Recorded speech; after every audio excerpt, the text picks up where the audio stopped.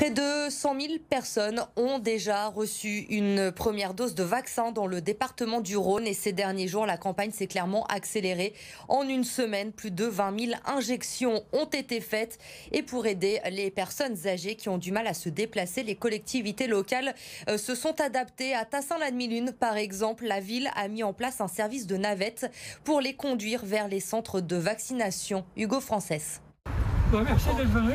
Merci, Monsieur Boutin. En tout cas, je suis très heureux que vous ayez pu bénéficier du service qu'on a mis en place entre la ville de Tassin-la-Demi-Lune et le Lions Club. Je précise que vous êtes une des 101 personnes qui bénéficient pour l'instant par rapport aux inscriptions du service. Pour Patrick, 76 ans et qui ne conduit plus, se faire vacciner en habitant à Tassin paraissait presque inenvisageable. Le premier centre se trouvant à au moins 1 heure de transport, et c'est bien cette raison qui a poussé la municipalité à mettre en place des navettes gratuites. Il y avait un besoin de pouvoir aider à une vaccination, je dirais, sur un secteur géographique proche. Ça n'est pas le cas encore à ce jour.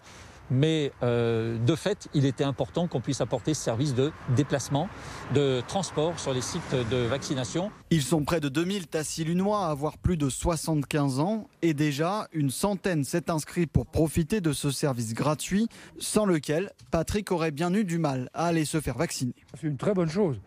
En plus, avec un chauffeur très agréable, donc parfait. Moi, de toute façon, si je n'étais pas venu avec ce moyen, j'aurais pris les transports en commun.